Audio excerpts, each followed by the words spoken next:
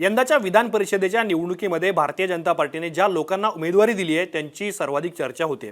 अहिल्यानगर मतदारसंघामध्ये भारतीय जनता पार्टीने राष्ट्रवादी शरद पवार गटाचे नेते माजी मंत्री प्राजक्त तनपुरे यांना आयात केलं आणि त्यांना पक्षामध्ये प्रवेश दिल्यानंतर लगेचच त्यांना उमेदवारी जाहीर करण्यात आली।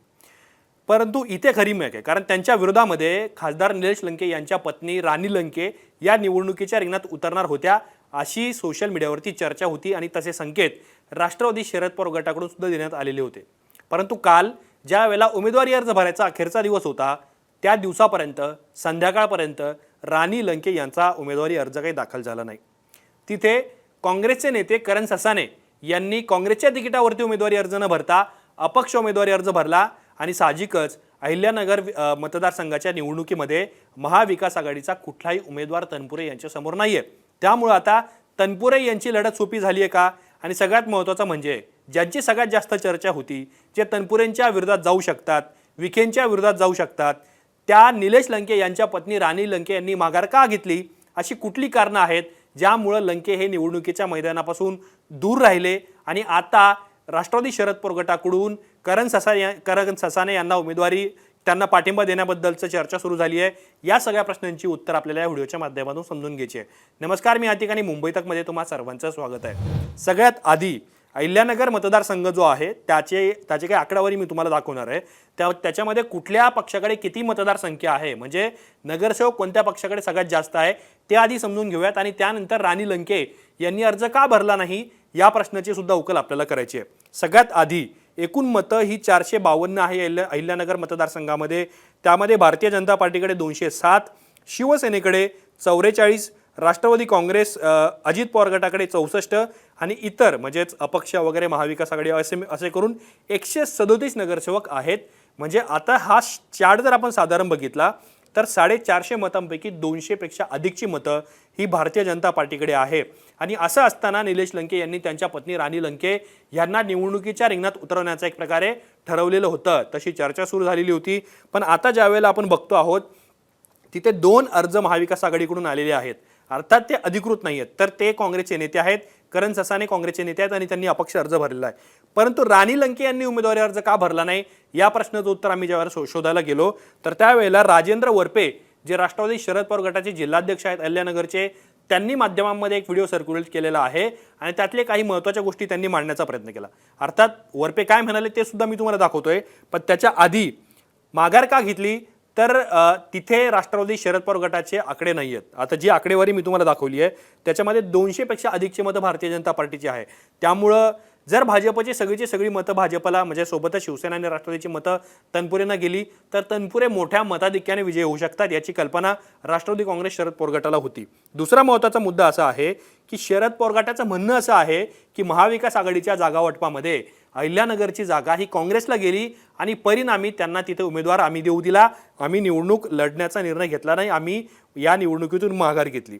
दुसरा महत्त्वाचा मुद्दा याच्यामध्ये असा आहे की काँग्रेसने करण ससाने यांना उमेदवारी दिली, ते अपक्ष लढतायत म्हणून आम्ही निवडणूक लढत नाही आहोत असं वर्जन राष्ट्रवादी काँग्रेस शरद पवार गटाचं आहे।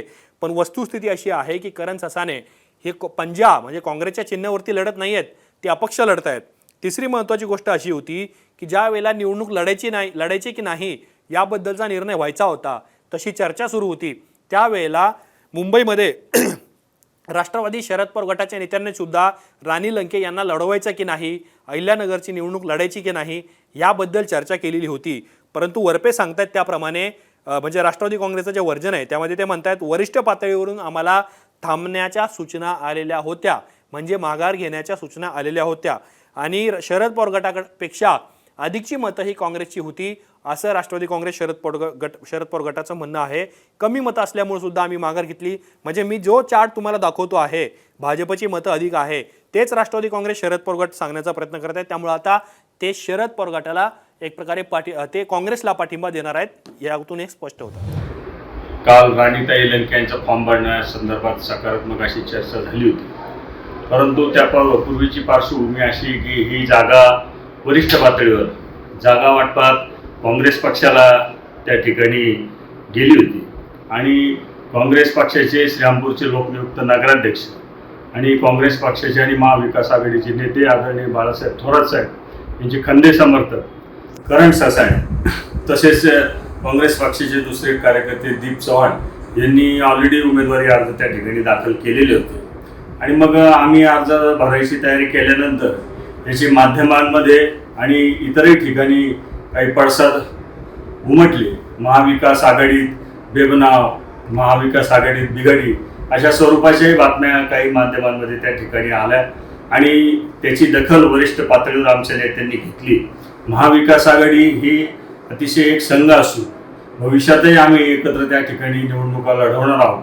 त्यामुळे जी जागा काँग्रेस पक्षाच्या वाट्याला राज्य पातळीवर त्या ठिकाणी गेली अहिल्यानगरची आणि काँग्रेस पक्षाचे निष्ठावान असलेले लोकनियुक्त नगराध्यक्ष करण ससाणे यांनी त्या ठिकाणी अपक्ष कोविना फॉर्म भरला. त्यामुळं वरिष्ठ पातळीवरून आम्हाला त्या ठिकाणी पुन्हा थांबण्याच्या सूचना आल्या.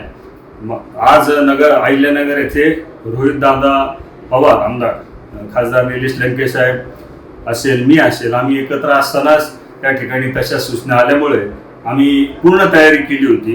राणीताईंचा फॉर्म देखील रेडी होता, परंतु काँग्रेस पक्षाला ही जागा वाटपात जागा गेल्यामुळे आम्ही त्या ठिकाणी थांबायचा निर्णय घेतलेला आहे आणि महाविकास आघाडीचा एक घटक पक्ष म्हणून आमची जी काही मतं आहेत ती सगळी आम्ही त्या ठिकाणी काँग्रेस उमेदवाराला देणार आहोत. मुळामध्ये हेही लक्षात त्या ठिकाणी घ्यावं लागेल की काँग्रेस पक्षाकडं आमच्या जवळपास दुपटीने मतं आहेत. श्रीरामपूरमध्ये साधारण 31 मतं आहेत आणि थोरात साहेबांच्या नेतृत्वाखाली संगमनेरमध्येही 34 मतं आहेत. तुलनेने आमच्याकडं मतं कमी होती. याची त्या ठिकाणी चर्चा वरिष्ठ पातळीवर झाली आणि आज आम्ही राणीताई लंकेचा उमेदवारी अर्ज त्या ठिकाणी दाखल करत नाही. पण महाविकास आघाडीचा एक जबाबदार घटक म्हणून आम्ही महाविकास आघाडीचा जो काँग्रेस पक्षाचा उमेदवार आहे त्याच्या मागे खंबीरपणे या निवडणुकीत उभे राहणार आहोत.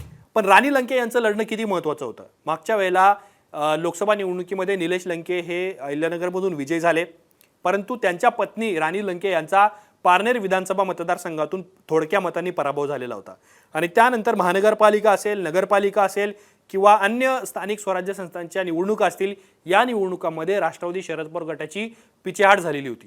परंतु मागच्या काही काळामध्ये दुसरीकडे माजी खासदार निलेश लंके यांनी राष्ट्रवादी काँग्रेस शरद पवार गट असेल, काँग्रेस असेल किंवा शिवसेना UBT असेल, महाविकास आघाडीतले प्रत्येक पक्षातले एक एक नेते आपल्याकडे जमा करायला सुरुवात केलेली होती. त्यामुळं निलेश लंके कुठेतरी बॅकफुटवर आहे का अशी चर्चा सुरू झालेली होती. दुसरा महत्त्वाचा मुद्दा असा आहे, काही दिवसांपूर्वीच निलेश लंके यांनी एक विधान केलं आणि त्यावरून सोशल मीडियावरती चर्चा झाली. काय विधान होतं त्यांचं? तर त्यांनी विधानसभा निवडणूक लढवण्याचे संकेत दिलेले होते. आता त्यांचे विधानसभा निवडणूक लढवण्याचे संकेत म्हणजेच ते लोकसभा निवडणुकीतून माघार घेणार का, असा सुद्धा तिथे मुद्दा उपस्थित होतो. अर्थात त्यांनी त्यानंतर या विधानातून एक प्रकारे वेगळी भूमिका घेतली आणि मी तुमच्यासमोर उभा आहेच असं म्हणत एक प्रकारे सारवा करण्याचा प्रयत्न केला. त्यामुळे चर्चा झाली की लंके आता विखे यांच्या समोर प्रत्येक निवडणुकीमध्ये समोर येणार का. त्यामुळेच आजचा हा व्हिडिओ करणं अत्यंत महत्त्वाचं होतं, याबद्दल चर्चा होणं अत्यंत महत्त्वाचं होतं. त्यामुळं राणी लंके यांनी घेतलेल्या माघारीमुळं, निलेश लंके यांच्या भूमिकेमुळं आणि तनपुरे यांच्या भाजपमधून मिळवलेल्या उमेदवारीबद्दल तुम्हाला काय वाटतं हे आम्हाला कमेंट बॉक्समध्ये नक्की सांगा. असेच माहितीपूर्ण व्हिडिओ पाहण्यासाठी मुंबई तकच्या YouTube चॅनलला सबस्क्राईब करायला विसरू नका.